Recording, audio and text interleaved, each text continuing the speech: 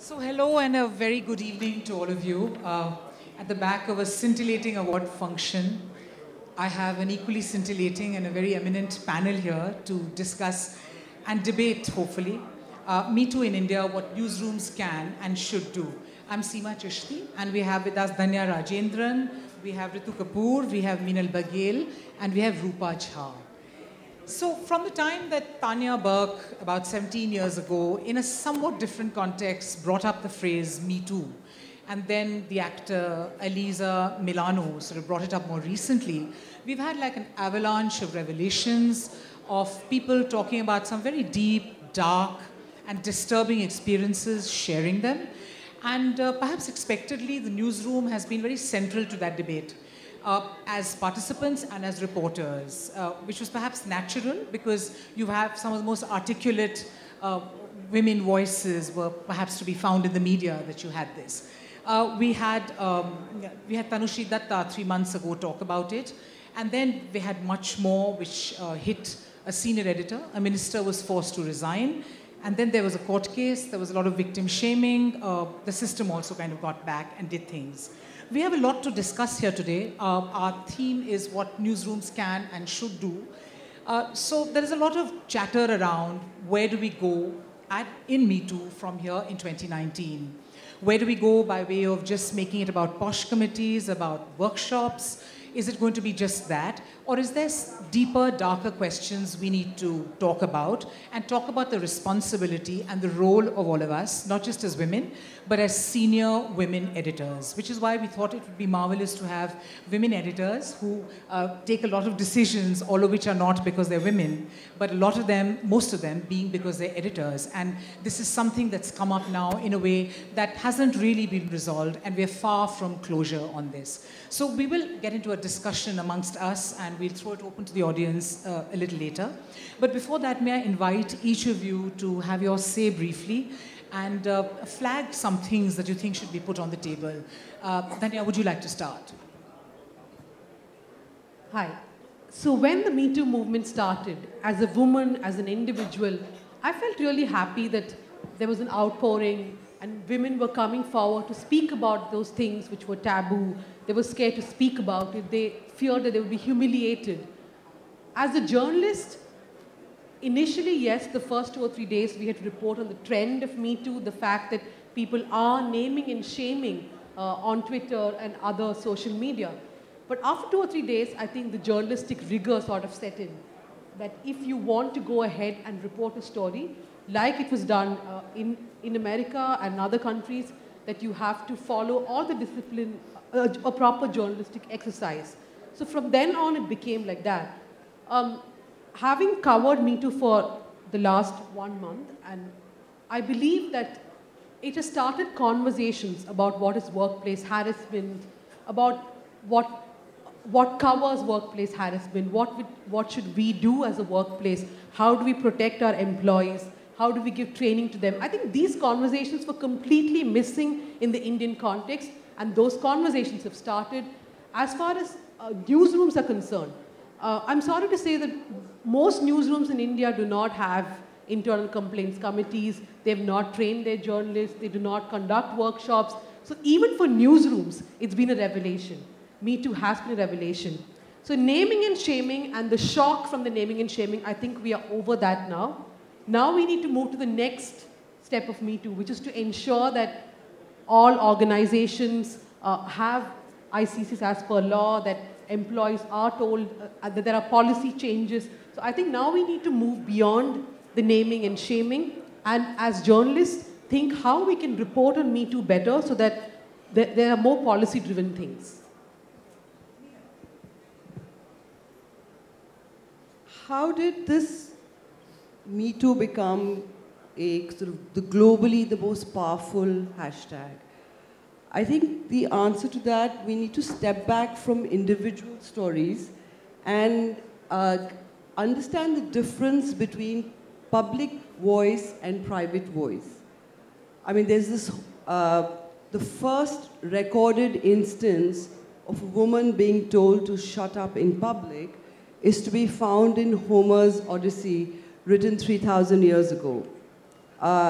Penelope, who is waiting for her husband Ulysses, about whom Odyssey is, to return from the Trojan Wars. And one day she steps out of her private quarters and goes to the palace hall, which is the public sphere, and where she's, and which is full of men. And there she hears a bard singing about the troubled journeys of the returning Greek heroes.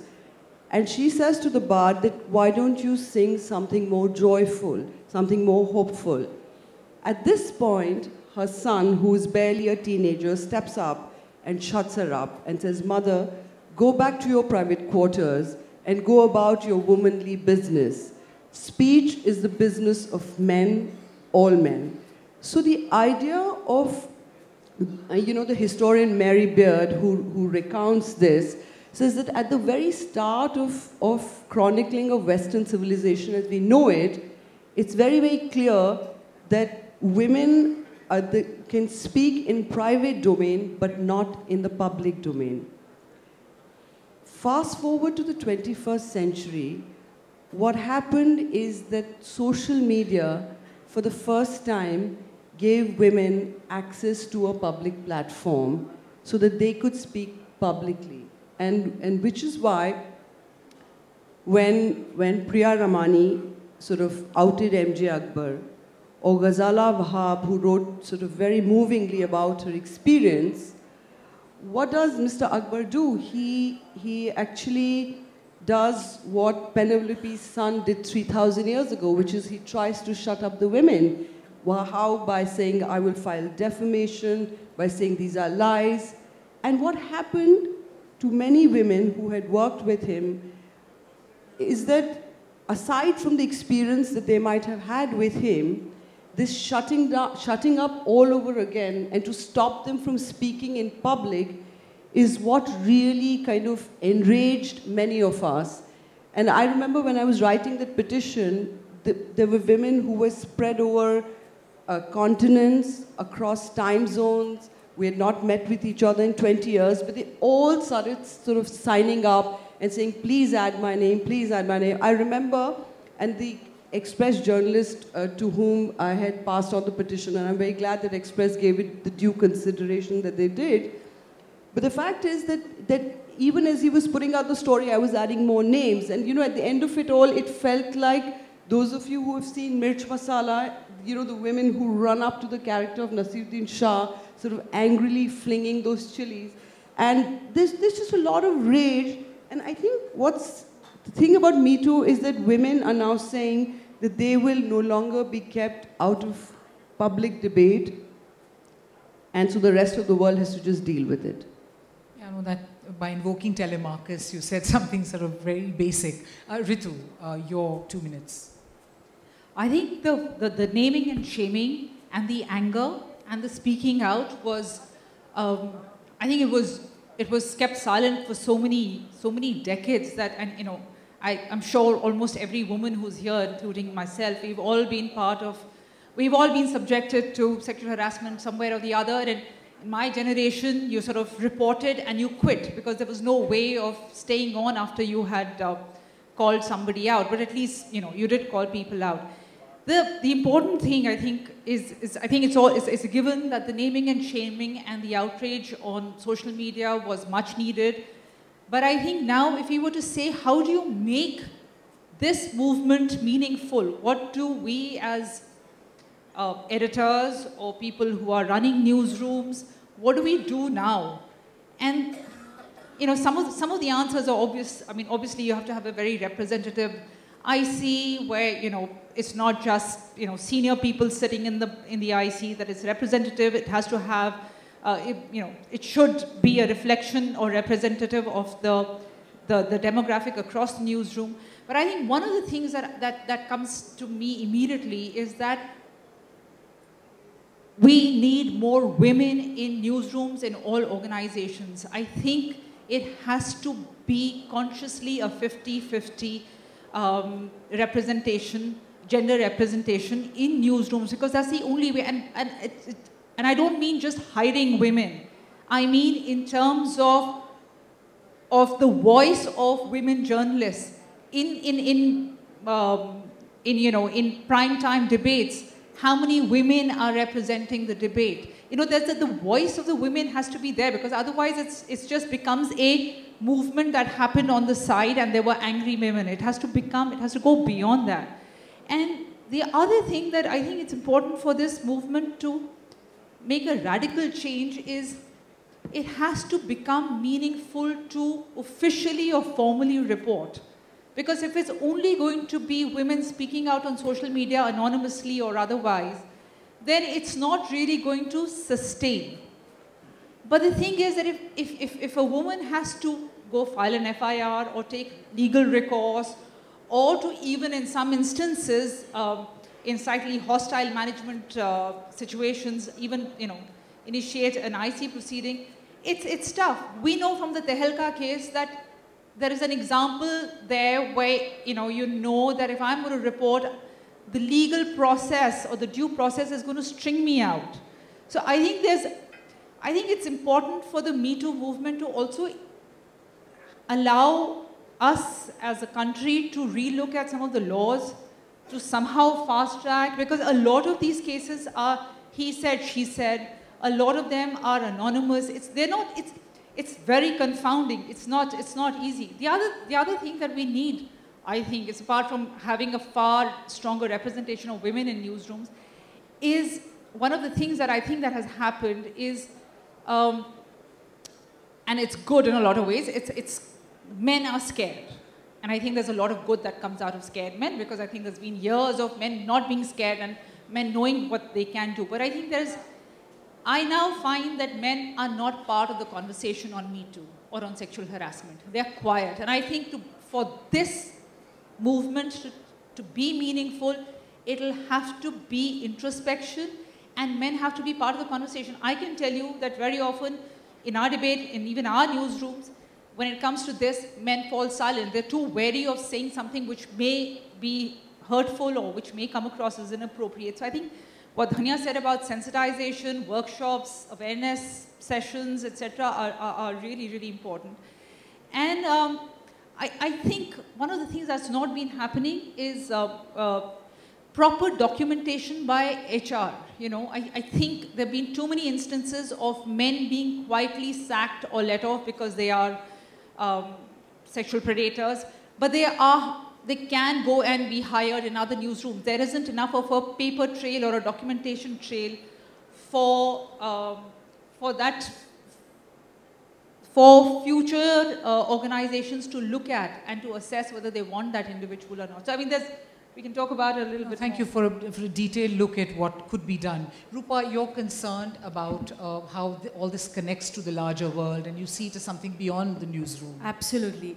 First of all, thank you very much for having me here. And the panel looks fantastic, because it's very unusual to have all women here. It's not only about Me Too impact. I know more women are coming out and speaking their mind.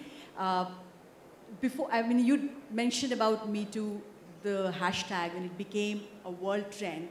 Before that, only 33% Americans felt that sexual harassment at workplace was an issue. And after that, 15th October 2017, 88% felt that this is a serious issue. So that's what the contribution of Me Too is. It's been a moment of solidarity for all of us, for men, for women, and it also has shown us, reflected the potential of feminist politics to transform social space, which is not an isolated or individual extension. And that is what the beauty of Me Too is for me.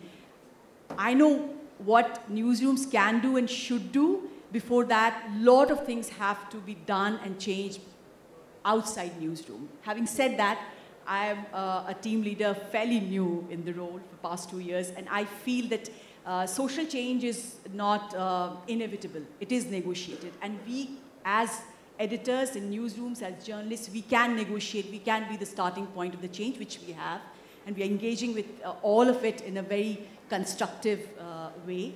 And that of course it's not easy, and it's going to be difficult. It needs a lot of courage, a lot of political will, but many times editors do not realize the power that they have to change and set the rules. And as Dushyant Kumar very rightly said, that कौन कहता है कि आसमां में सुराख हो नहीं सकता, एक पत्थर तो तबीयत से उछालो यारो. So वो moment है, मौका भी है, दस्तूर भी है, that we all can make that change. Very quickly, I know 2 minutes and I'll be cut off.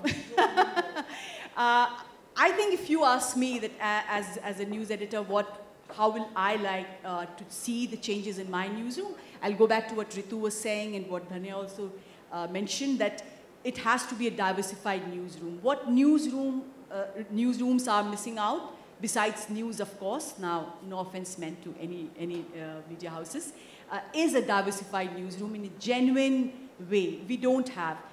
We don't even look at how our newsrooms are constructed and we function.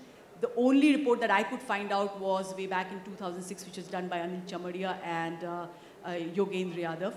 And you know, they just did 300 journalists based out of Delhi, very small sample size, but you'll understand what I'm trying to make a point, that out of that, 71% was held by upper caste Hindu men. So we don't have a diversified newsroom. If we start doing that, if we look at our recruitment policy, are we reaching out to diverse talent pool?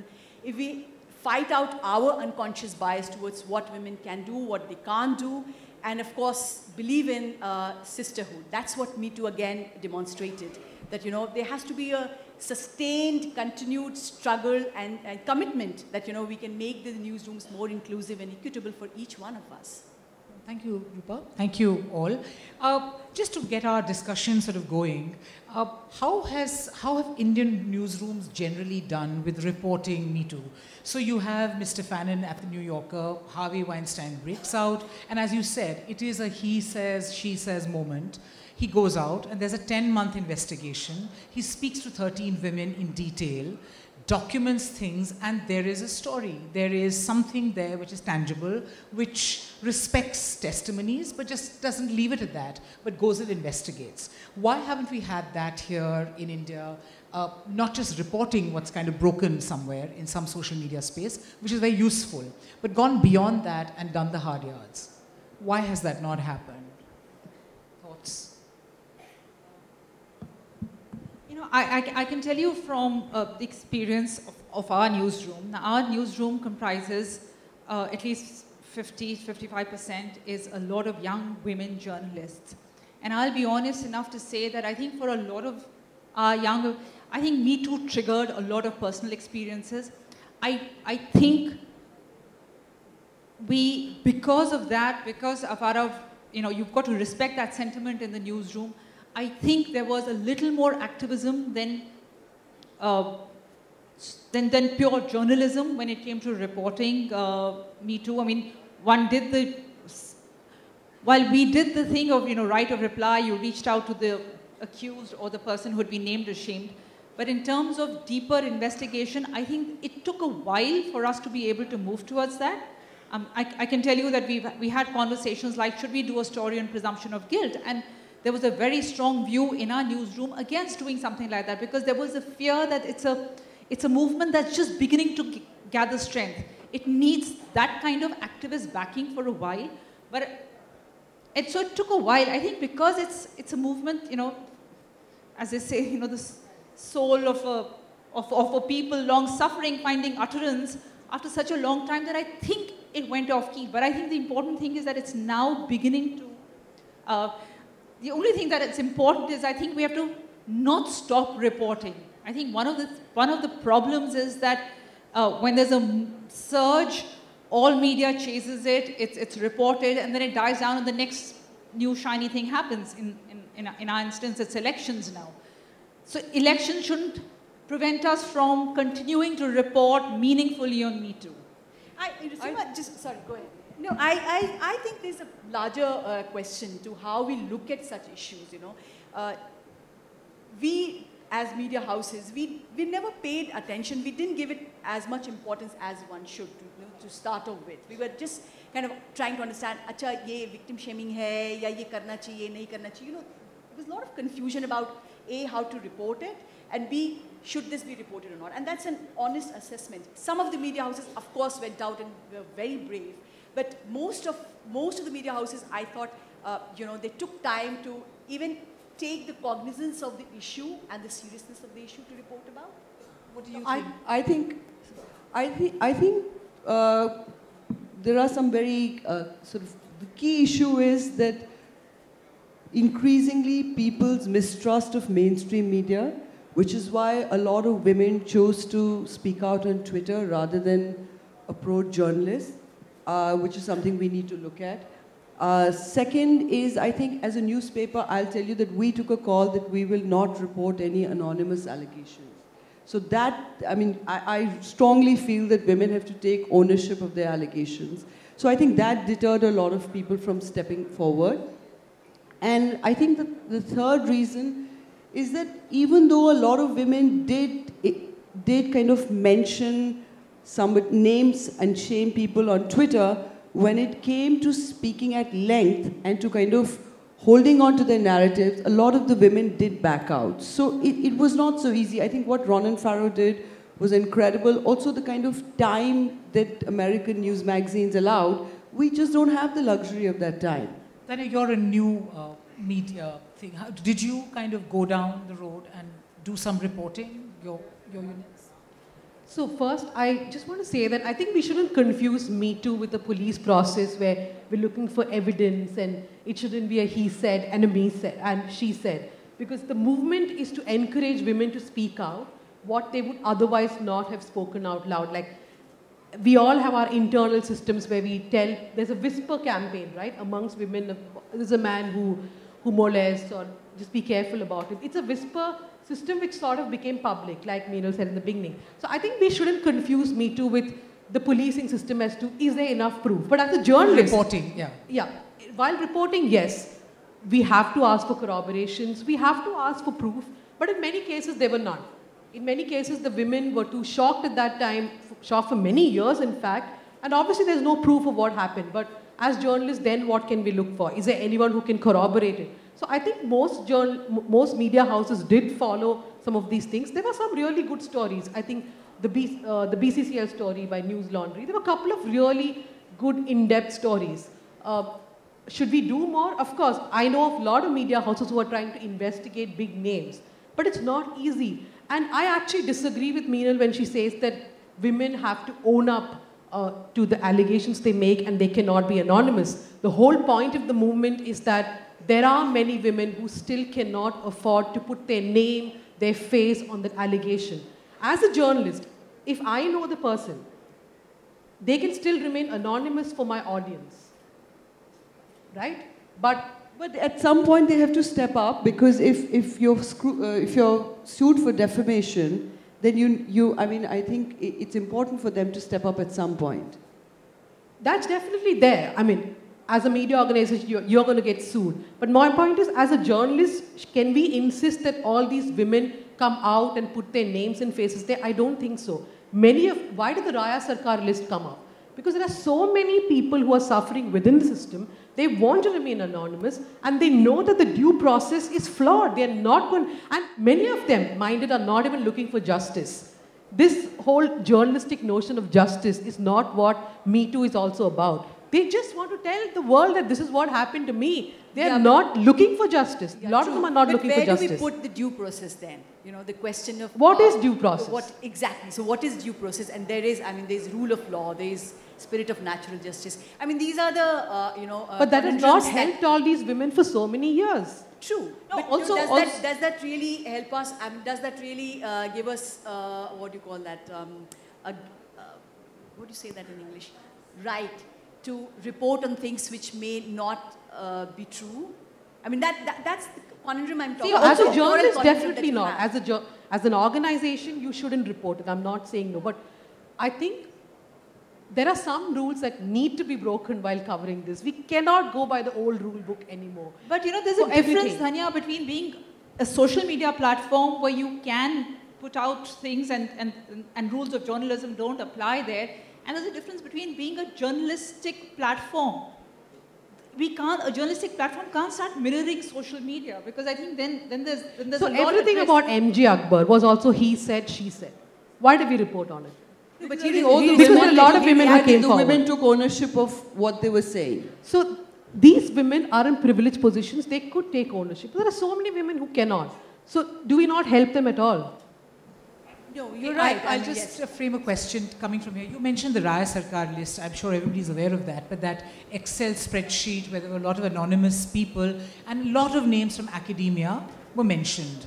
How does one report a list like that? Because there is enormous power in somebody getting up in the Me Too times and getting up and saying something, which is probably true, but which may also be not true sometimes. So where does one... how does one deal with that power that somebody now has about naming somebody? And I think the old playbook may have broken, but do we need a new playbook? I think the problem with the Raya Sarkar list, and also my personal problem with anonymous allegations, is that how does the other person respond? Like if you're naming 10 people and calling them sexual predators, do we not hear their side of the story? How can Me Too go forward if you do not give men also a platform to respond to the allegations that are being made to them? I think, yeah, I mean, reporting whatever is happening, but also giving right to reply to the person who is being accused in that list will be a fair way of doing our journalism, isn't it? You don't think so, Danya? No, I agree with all this, but I mean, the Raya Sarkar list, before we came here, we were discussing about the Raya Sarkar list. Should we have reported about the list or not? I think I would like to take Scroll's name. They did a wonderful job of actually putting out the fact that they did not name the people on that list, but the fact to look at the list as something which is out of frustration that the system is not working. I mean, we have to understand the feminist movement is also evolving. It's using technology now. That's what the Raya Sarkar list was all about. So to report it and highlight to the world that the list had to come out simply because there is no way these women were getting any relief from the institutions they were part of. Many of them were research scholars. They could not get their PhDs if they spoke against their guides or professors, etc. So that list really opened the floodgates, I would say. Should we have reported on individual cases? Then, yes, all journalistic rigor had to be followed, right to reply, why are organizations not acting on it? But I think the Raya Sarkar list in itself, everyone should have reported on it because it was a new movement. Okay. Just coming back into the newsroom, and we all work in space with the men and women working together, open plan offices mostly and all that, plenty of interaction. Is there a sense that there is some kind of a age divide, as you very rightly said, Dhanya, that feminism is like a work in progress and evolving and all that. Is there something about being 45 and above where women, feminists who are otherwise complete pakka feminists, but they respond differently to things that people not that wonderful age do? And how do we deal with that? And what do some of us who are on the other side feel about it? I think there's a very, very clear, Me Too actually has been entirely, the credit goes to a younger generation of women. They have shown the kind of anger and the inability to take, if I may say, use the word bullshit, which I think the older women would sort of just look the other way. And I think the younger women are really bringing about a change in not just newsrooms, but I think they're creating a new office space because they are, the things that they take offense to, they are much more aware of their rights, they are much more politically correct, and they know, it's also a challenge to authority. They're not afraid to challenge authority, which say people 15 years, 20 years ago were. But it is also, Seema, I think, of course, they are not afraid of the authority, and this is all owed, to the younger generation. But there is a language divide. It is so much led by urban English-speaking journalists that we have not even looked to the regional media houses, the newsrooms where of Tamil, Telugu, Hindi, Punjabi, Gujarati, all that what I am dealing with. So I think, of course, it's a great start, and we hope that this will just kind of trickle down to all those newsrooms, definitely.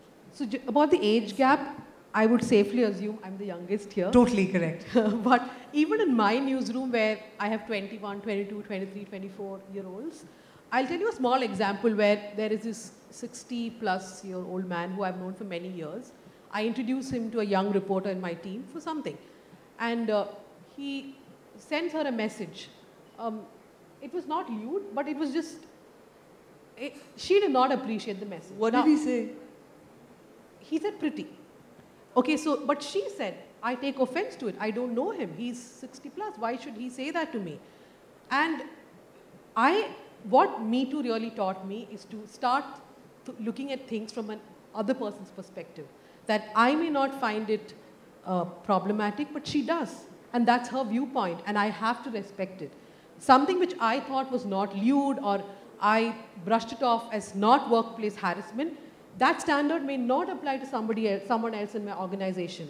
Everyone's sensitivities are different. So I think the one big thing I learned from covering Me Too and also speaking about in the newsroom is that all of us do not see it, what constitutes as harassment for one person, it does not for the other. Ritu, what do you think about a lot of women who think it's very hail fellow well met and it's chalta, it's okay because there's a collegial atmosphere? I think the big difference is, I think our generation, I think because some of it was normalized, a lot of the lewd jokes, we were actually part of it.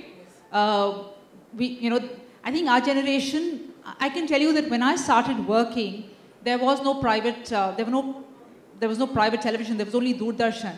And the only way that I could get the camera people or the other crew to take me seriously is to crack the same kind of jokes as them. So I think our entry level dealing with the whole gender issue conditioned us and made us normalize a lot of things. I think what's great about the Me Too movement is that the younger generation has decided that they're going to want to take it up on an institutional level.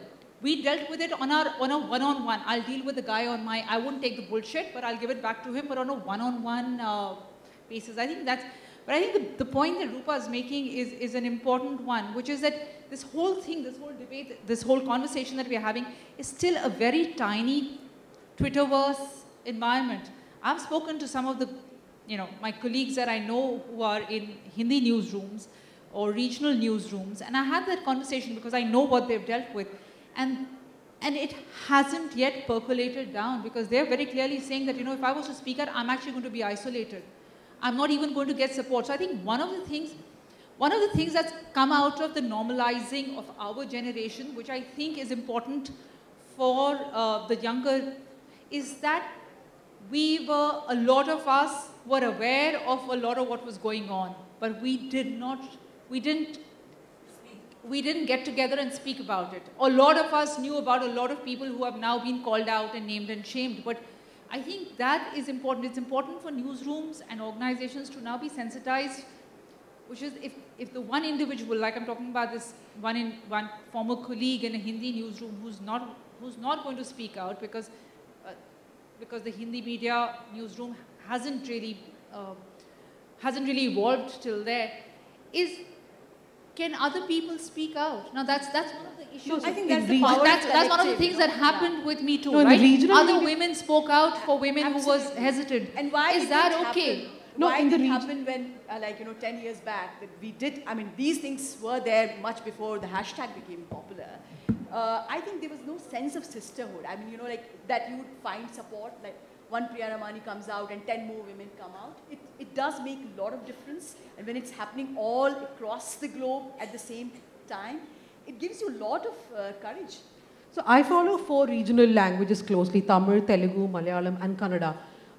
There have been 2 big cases in Kannada and Tamil, which is singer Chinmayi spoke against Vairamuthu and actor Shruti spoke against Arjun. Now there are 2 things which are happening in regional newsrooms. One, the conversation of Me Too has not reached there in the workplace, which is most of these regional news channels, papers do not have ICCs, and they don't care even now. Many of them have not formed it. 2, there is no conversations in their newsrooms about it, which also reflects in the way they cover it.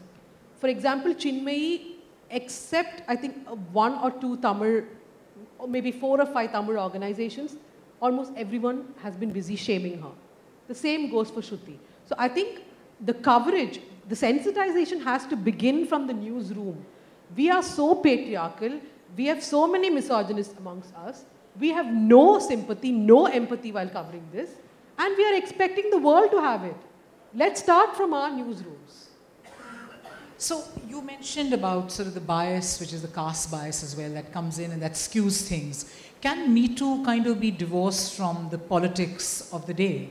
Can it be divorced from other identities, from, you know, as we said, that there is this complete, perhaps an over-reporting, as it were, if I may use that phrase, of people of a certain entitlement, as it were, and not in other places. So what can we do in our roles as journalists to go out and extend the sisterhood or that rigor or that fellowship and report on other things? Is there something, has it been divorced from politics? Is that the problem, that it's just, you know, we've just kind of outsourced it to other people to kind of do it no, without I absolutely politics? feel that, you know, like Me Too is not in isolation. It's part of whatever is constructing our country and the social structure that we are living in.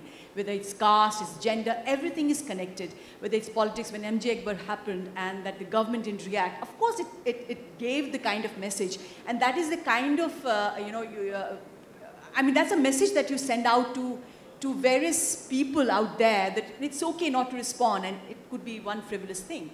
So everything is connected. When we talk of a diversified newsroom, that's exactly what I mean, that it cannot be just a gender-specific diversity. It has to be caste, it has to be, you know, different gender, not only man and woman, but, you know, third gender and LGBTQ. So there's a lot that is connected, and politics definitely part of it. Unless we deal with that, I don't think we are going to have the real impact of Me Too movement the moment that it has given to us. Meena, what do you think? No, will that dilute Me Too? If, no, I actually totally agree with Rupa, and I think we are moving towards, at least in certain sections, we are moving towards you know, greater representation of all genders, where, you know, people are aware now, more aware of when they are hiring. I think most newsrooms, at least in English media, a lot of us are trying to be inclusive, and so I think, like, for instance, the ratio of women has gone up in a lot of the English media newsrooms. I can't speak for the language newsrooms where I think No, it's but still looking skewed. at this, it seems 100% has changed. No. Actually, there are not that many women. No, but it's not only about getting foot newsrooms. soldiers, it's about having diversified people as decision makers. It's not only about getting foot soldiers, right? I can tell you, last year I was at a conference, a journalism conference, where on day one of the conference, I was the only woman at a journalism conference. And I was having a debate with a senior editor from a mainstream, big English newspaper. description. Yeah. Which is and said, and you know, and then I was astounded that even today the conversation went to, and I was saying that, you know, we've got to correct this. You can't have a journalism conference where there is one woman currently, and the same old conversation came up again. No, we have a lot of women in our newsroom. They're all in the features section. You know, I mean, you can't say that. Again, I mean, there was a lot of the presumed thing, but, you know, they don't like to do the night shift. You know, the thing is that they want to keep it flexible because they have kids at home. You know, there's, you know, in the guise of, I think there's a lot of other things beyond just, that's what I was saying, that beyond just hiring enough women or having enough diversity, it's about, so the question is often, it's not safe for a woman to go report from that area. Or it's not safe for a woman. So, you know, the thing is, what do you do to make it safe? So you have to take the onus as an organization, as a senior editor, to let women be in mainstream reporting roles and to make sure that you're providing for them, for them to be safe. Agree. Yeah. And and so that this conversation of, yes, we do have reporters, but they prefer to be in the feature section. Who decided that? And also, I think, create newsrooms where women who are young mothers can still contribute significantly. So you have to change the newsroom culture. You know, you can have 5-day weeks. You can have sort of flexible hours.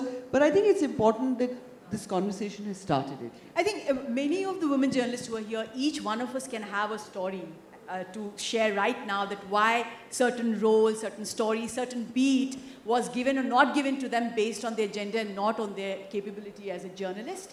And we have to also relook at the way we look at so-called soft and hard journalism. But this is in the government too. It's across everywhere. I mean, see, that's what I'm saying, that nothing is devoid. I mean, everything is connected. We are all part of the system, and unless everything, it's an overhauling of the entire system. Only Me Too in newsroom and dealing with that will not make any difference. Yeah. I think it has to be an overall. You're absolutely right, Rupa, but I want to just drive down to that fundamental question we started with before we open the floor for our audience. So if you could quickly kind of tell me the one process that you think, or the thing that you may want to introduce in your newsrooms to make it a more equitable, fair, and a just place.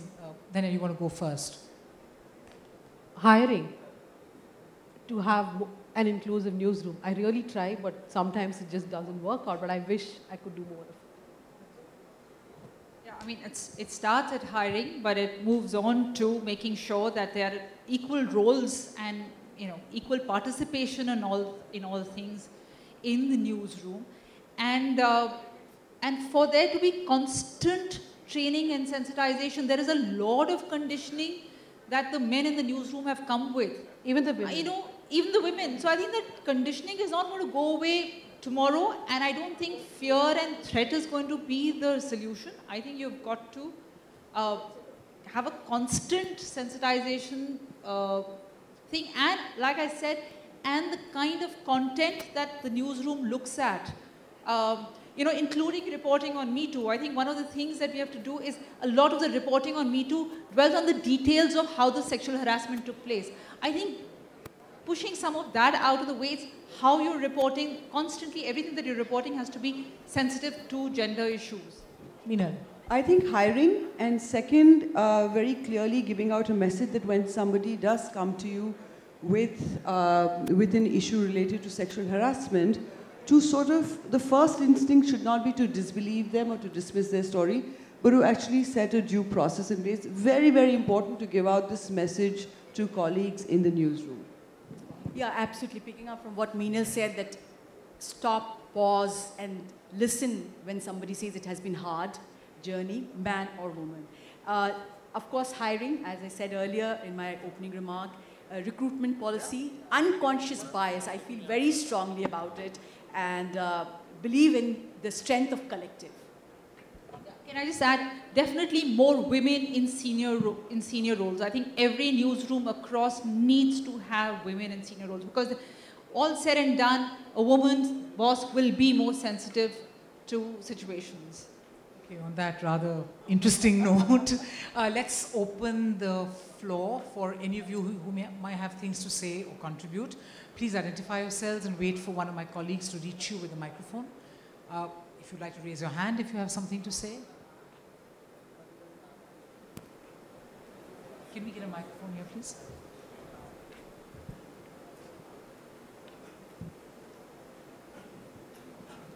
My name is Gopal Pillai, but I think if you really want this, and this is from experience which I've noticed right across companies and in the government, you find that 90 or 92% statistics would show that people who complained, women who complained, have lost their jobs.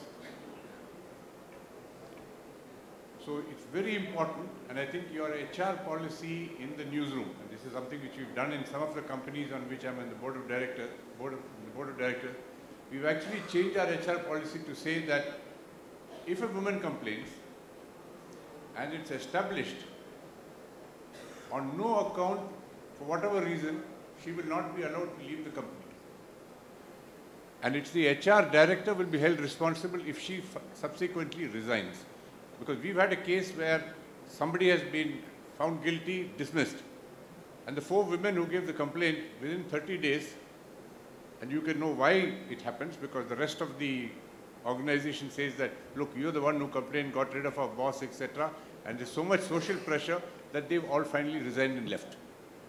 So if you can make an HR policy which says that somebody complains and it is held correct, that woman will not be allowed to resign, etc., whatever it is, and it's sort of made mandatory. You will find a big change in the complaints that are coming.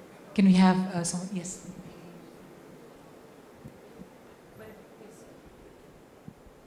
We have time for about 5 questions, right? May I? Please. Thank you, and I compliment the panelists. I would have been happier that at least by exception, one male member should have also been included. You're speaking now. Yeah. so It would have been great had you done it. And I would like to share certain parts of the. It is said that the men will be scared now because of a whole lot of things. We are scared. The laws are so draconic now that if I look at a woman for 10 minutes or 2 minutes, I can be jailed. The dowry laws, unbelievable kind of suffering which is happening. So there are a whole lot of things which are happening, and the pendulum is swinging to the other side. The point is that our generation, when we were brought up, 30 years ago, 40 years ago, we were looking at Shammi Kapoor's film and a whole lot of media which was telling us to chase women. We were telling us to misbehave. Now we are going back in time and correcting that cultural ethos. So these are some of the very serious problems, that somebody who complains of a misbehavior which was 20 years old, how seriously we are going to take it. And then the most important thing is that the relationship, I can tell you, they're scared. I'm scared of my mother, I'm scared of my wife, I'm scared of my daughter. So the male members are also very much scared of women. So please take it in the right spirit. Thank you. You know, I think that's a very sad place to be in, because we don't want men to be scared. We don't want to lose out on that shared space that we have as, you know, especially as journalists. Can I just come in on, you know, this is, I want to make the point. Very often this misuse of law, dowry law, rape law, but I'm just saying if you look at the data, the rate of conviction is so, versus the number of cases filed, is so that the opportunity to misuse or the instances of misuse are actually very small. And nobody goes to jail for staring at 10 minutes. So, I mean, I'm just saying that there's so much of exaggeration of what men go through if they are accused of something. What have we been seeing in the last 2 months? How many men really are bearing the consequences of the accusations on them? So I think we are forever exaggerating how men will suffer and not talking about why women have not been talking for so long. So I think the pendulum has been in one side, stuck for too long. It has to slowly start swaying. Okay, I'm Rashmi Singh and I'm secretary with the New Delhi Municipal Council.